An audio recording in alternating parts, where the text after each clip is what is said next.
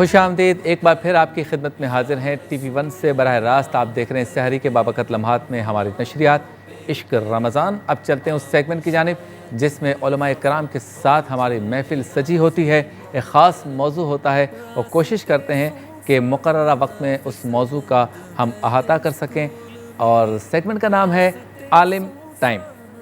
یا رسول اللہ کر دے ہم غلاموں پہ کرم، آپ شاید ہیں خفا ہو جائے راضی۔ عالم ٹائم میں آج ہمارا موضوع ہے خدمت خلق، اور موجود ہیں ہمارے ساتھ تین معزز علماء کرام۔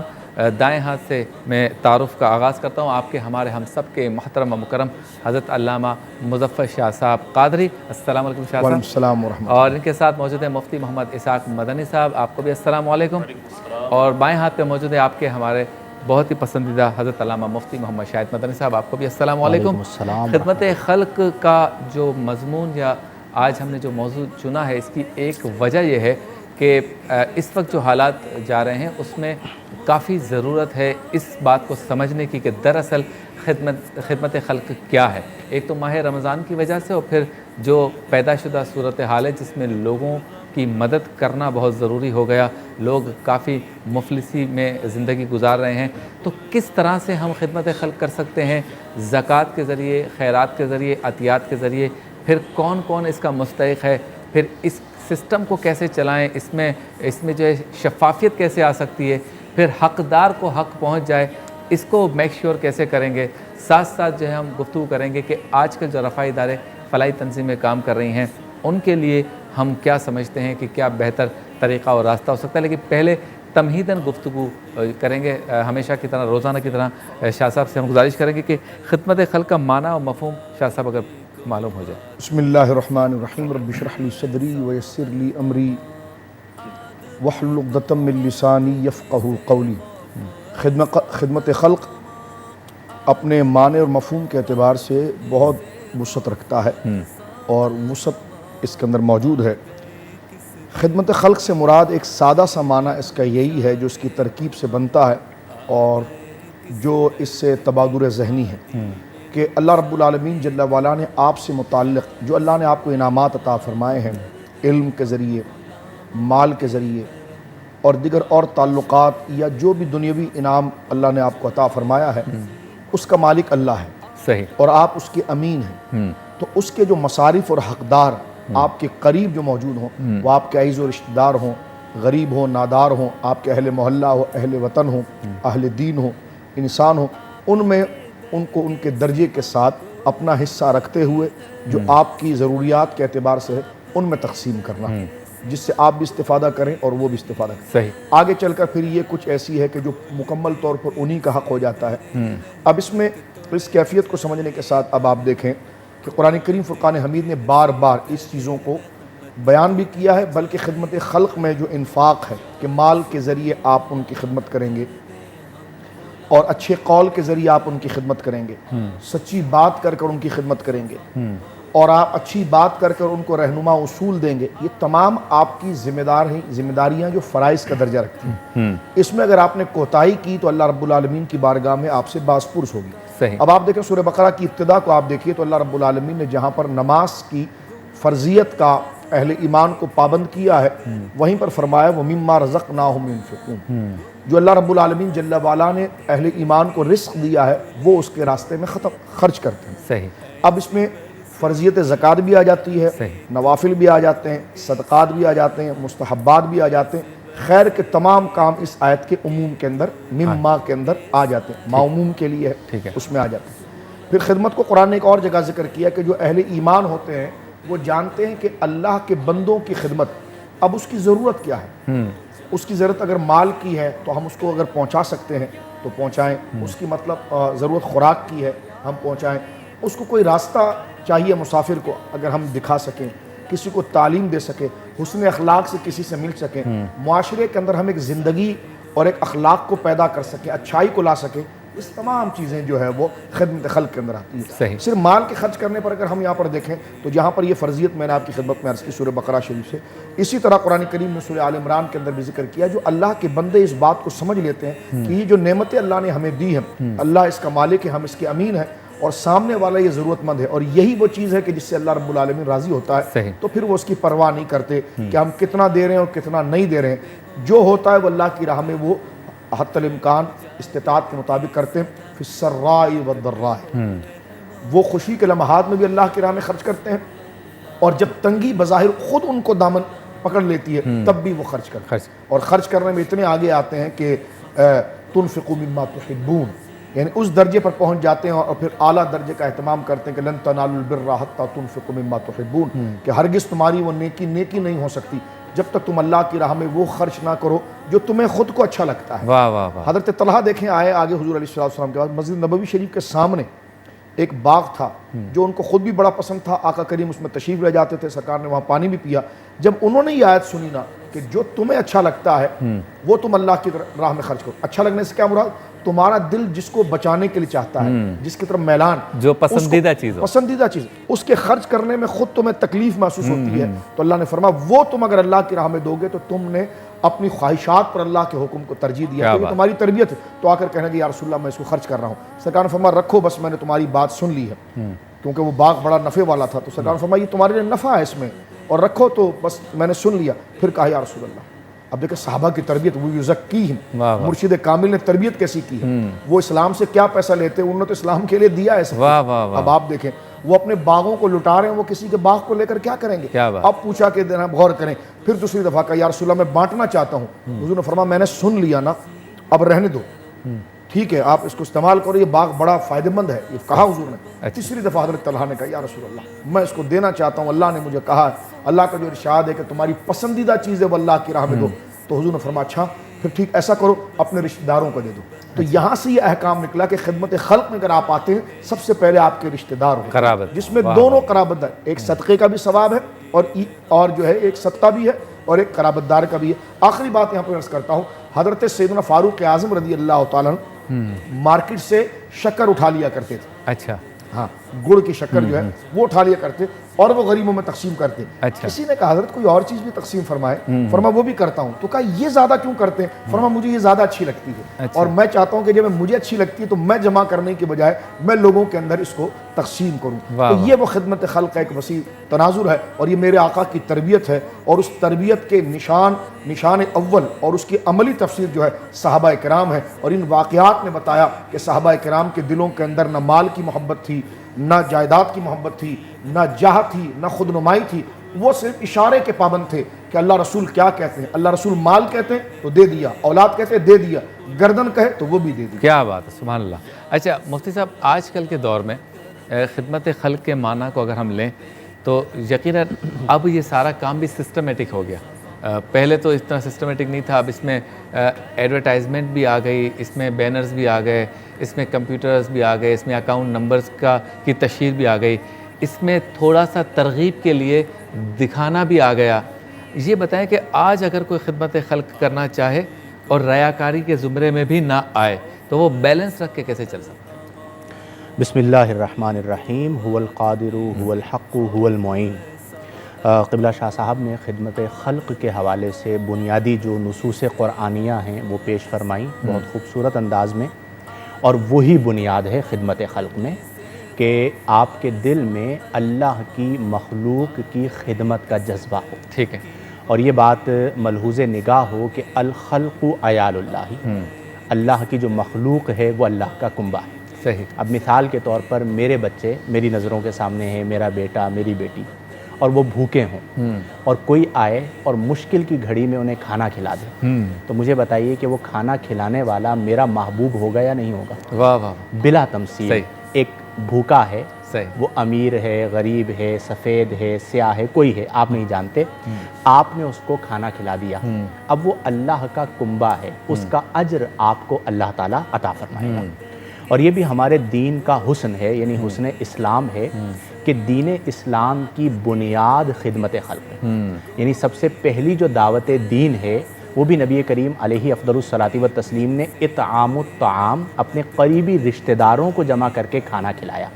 اور قرآن کریم فرقان حمید میں اس کا ذکر یعنی قریبی رشتہ داروں کا ابتداءً ذکر یوں ہے کہ وَآتَ الْمَالَ عَلَى حُبِّهِ ذَوِي الْقُرْبَى، کہ وہ اپنا مال دیتا ہے محبت مال کے باوجود ذوی القربا قریبی رشتہ داروں کو، واہ واہ، والیتاما یتیموں کو، والمساکین مسکینوں کو، وابن السبیل اور مسافروں کو، والسائلین اور سوال کرنے والوں کو، وفی الرقاب اور گردنوں کو آزاد کرواتا ہے. کیا بات. اب ہمارے دین میں قرآن ہی میں اتنے خوبصورت انداز میں خدمت خلق کو بیان کیا کہ ہمیں کسی کی خدمت خلق میں خود ساختہ تشریح کی ضرورت نہیں. کیا بات. کیونکہ اس سے زیادہ فصیح و بلیغ بیان ہو نہیں سکتا. یہ بنیادی بات ہے. اب جہاں تک سسٹم بننا ہے اور اس سسٹم کے تحت خدمت خلق کرنا ہے، جیسے ہمارے یہاں ویلفیئرز کام کر رہے ہیں، نیٹ ورک سسٹم ہے. اب دیکھیں بہت سی چیزیں ایسی ہیں جو مختلف زمانوں میں بدلتی رہتی ہیں. صحیح. اور وہ زمانے کے تقاضے ہوتے ہیں کہ بعض اوقات اس سسٹم کے بغیر خدمت کرنا ممکن نہیں ہوتا. تو اگر وہ متصادم شریعت نہیں ہے تو اس کی رخصت موجود ہے. ٹھیک ہے. اور بعض لوگ ایسے ہوتے ہیں کہ جن کی رسائی غربا تک نہیں ہوتی، تو یہ جو ادارے ہوتے ہیں بنیادی طور پر یہ ادارے ان غربا اور امراء کے درمیان پل کا کردار ادا کر رہے ہوتے ہیں. تو ہم یہ کہیں گے کہ یہ ادارے بھی اللہ کی نعمت ہے جو حسن سلوک کے ساتھ اور خلوص کے ساتھ خدمت کر رہے ہیں. میں ایک اور پہلو ہے لیکن اس موقع پر میں اس پہلو پہ بات نہیں کرنا چاہوں گا. اور اس کی وجہ یہ ہے کہ اس وقت ضرورت ہے جتنے ادارے کام کر رہے ہیں وہ تمام ادارے یقیناً خلوص کے ساتھ کر رہے ہوں گے. بس صرف اتنا کہوں گا کہ خدمت خلق میں کہیں ایذائے خلق نہ ہو جائے اس کا خیال کریں. یہ اس لیے اہم ہے کہ کچھ ایسے واقعات، کچھ ایسے حالات ہماری نظروں کے سامنے آئے، قبلہ شاہ صاحب نے بھی دیکھے ہوں گے کہ بعض اوقات اگر میں اپنی قوم کی بات کروں جی تو خدمت خلق میں پاکستانی قوم کا کوئی ثانی نہیں، کوئی ثانی. بے شک. اور آپ بھی اس بات کو مجھ سے زیادہ بخوبی جانتے ہیں کہ پوری دنیا سے اگر مدد آتی ہے تو وہ بھی وہی لوگ ہیں جن کا تعلق اس خطہ زمین کے ساتھ ہے. بالکل ایسا ہی. لیکن ہمارا ایک دردناک پہلو یہ ہے کہ بعض جگہوں پر اس خدمت خلق ان لوگوں کے ہاتھ میں چلی گئی کہ جہاں پر ایذائے خلق کا خیال نہیں رکھا جاتا اور ایذائے خلق کا بلکہ ارتکاب کیا جاتا ہے. صحیح. میں اکثر یہ بات عرض کرتا ہوں کہ کعبے کی عظمت ہے لیکن اللہ کی بارگاہ میں ایک عام مومن کی عزت اس سے بڑھ کر ہے. یہ میرے پیارے نبی صلی اللہ علیہ وآلہ وسلم کی تعلیم ہے. تو ٹھیک ہے آپ سسٹم کے ساتھ کریں، ٹھیک ہے آپ تھوڑی بہت تشہیر جو ضروری ہے تاکہ لوگ راغب ہوں اس طرف وہ کر لیں، لیکن آپ کا جو ارادہ ہے وہ ارادہ ٹھیک رکھنا بہت ضروری ہے. صحیح. کیونکہ اللہ تعالیٰ آپ کے پینا فلیکسس کو نہیں دیکھتا، اللہ تعالیٰ آپ کی چلتی ہوئی گاڑیوں کو نہیں دیکھتا، اللہ تعالیٰ عدد کو نہیں دیکھتا کہ آپ جو ہے وہ 1 ارب یا 2 ارب یا 4 ارب کا راشن دے رہے ہیں. اللہ تعالیٰ آپ کی نیت کو دیکھتا ہے. کیا بات. سبحان اللہ. اللہ تعالیٰ آپ کے دل کو دیکھتا ہے. ان اللہ لا ينظر الى صورکم ولا الى اموالکم ولکن اللہ ينظر الى قلوبکم ونیاتکم، کہ اللہ نہ تمہارے چہروں کو دیکھتا ہے نہ تمہارے مالوں کو دیکھتا ہے، اللہ تعالیٰ تمہارے دلوں کو دیکھتا ہے اور تمہاری نیتوں کو دیکھتا ہے. تو نیت درست رکھتے ہوئے جتنی خدمت کر سکتے ہیں، رضائے الہی کا بہترین ذریعہ کھانا کھلانا اور مخلوق کی خدمت کرنا. کیا بات ہے. سبحان اللہ. موضوع بہت اہم ہے اور آج کل جو حالات جا رہے ہیں اس کے مطابق ہے، اور ساتھ ساتھ جو رفاعی فلاحی تنظیمیں، ان کے رفقا، ان کے ساتھی، ان کے ریپریزنٹیوز، ان کے روح رواں دیکھ رہے ہیں ہمارے اس پروگرام کو، بہت کچھ سیکھ سکتے ہیں. آپ سے ملاقات ہوتی ہے مختصر سے وقفے کے بعد. اللہ کی رضا بس بندوں سے پیار میں ہے. خوش آمدید ایک بار پھر آپ کی خدمت میں حاضر ہیں عشق رمضان ٹرانسمیشن کے ساتھ. عالم ٹائم کے سیگمنٹ میں ہم موجود ہیں. خدمت خلق ہمارا موضوع ہے اس وقت جس پہ گفتگو ہو رہی ہے. اچھا شاہ صاحب یہ بتائیں، ہمارے دین نے ہمیں ایک زکوٰۃ کا نظام دیا ہے اور خدمت خلق کی جب بات آتی ہے، چاہے وہ مسلمان خدمت خلق کریں یا غیر مسلم کریں، ہمیں یہ طرح امتیاز حاصل ہے کہ ہمارے پاس زکوٰۃ کا ایک نظام موجود ہے. اور اس پر کافی تھیسز لکھے گئے. ایک میری نظر سے بھی گزرا اور ایک غیر مسلم نے یہ کیلکولیشن کی کہ دنیا کے اتنے ارب لوگوں کی آبادی ہے، اس میں سے اتنے ارب غربت کی لکیر سے نیچے ہیں. اگر مسلمان ہی اپنی آبادی کے उन लोगों को जो गुर्बत की लकीर से नीचे हैं, रؤسا अपनी 2.5% ज़कात परफेक्टली उन तक पहुंचा दें तो मुसलमानों में कोई भूखा नहीं सोएगा। ये कैलकुलेशन आप हमारे दिन की जो 2.5% की है, इसकी भी हिकमत उसने खुद ही बता दी कि ये 5% भी हो सकती थी, ये 1% भी हो सकती थी, ये 10% भी हो सकती थी, लेकिन उसने कैलकुलेट करके बताया कि इससे ज़्यादा बोझ भी नहीं पड़ता और जितनी रकम निकलती है अगर वो पूरी निकले तो मुसलमानों में ही कोई ऐसा नहीं शख्स होगा जो भूखा सो जाए, अगर तरीक़े से इसको डिस्ट्रीब्यूट कर दिया जाए या स्प्रेड अप कर दिया जाए या दे दिया जाए। तो सिर्फ डिस्ट्रीब्यूशन का ही मसला और कुछ नहीं है। तो ज़कात के निज़ाम से मुतालिक बताएं कि इसका खिदमत खल्क़ से इतना गहरा ताल्लुक़ है, तो आज ज़कात पर हम क्या तरग़ीब देंगे, तलक़ीन देंगे लोगों को कि वो निकालें भी और पहुँचाएँ भी उस तक जब जो मुस्तहिक़ है, और निगाह रखें कि आपकी ज़कात परफेक्टली वहाँ पहुँच रही है, ताकि ये जिस कैलकुलेशन का तज़किरा हो रहा है वो कैलकुलेशन भी जो है वो ऐन उसके मुताबिक हो जाए। अब आप देखें, आप खुद फरमा रहे हैं कि 2.5% माल का कितना बड़ा हिस्सा होता है जी, यानी 2.5% माल का कितना बड़ा हिस्सा होता है, यानी 1 करोड़ रुपए पर 2.5 लाख रुपए, तो 2.5 लाख रुपए एक बड़ी रकम है जनाब।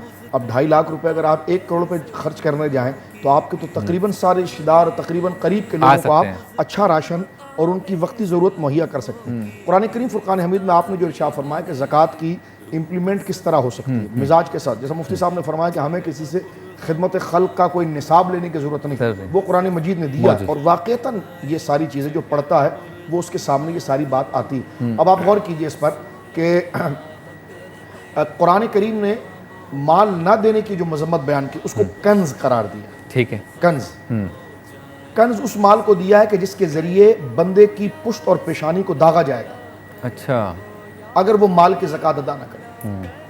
तो अज़वाज मुतहरात और दिगर ने जब इस फिक्र हुई कि तो माल जमा करना ही एक जो है कि वबाल है, क्योंकि कंज जो है जो माल है ये जो है कि वो कब्र के अंदर और हश्र के अंदर बंदे के लिए एक अजाब का बाइस बनेगा, और इस सोने से और इन्हीं सिक्कों से उसकी कमर को और उसकी पेशानी को दागा जाएगा।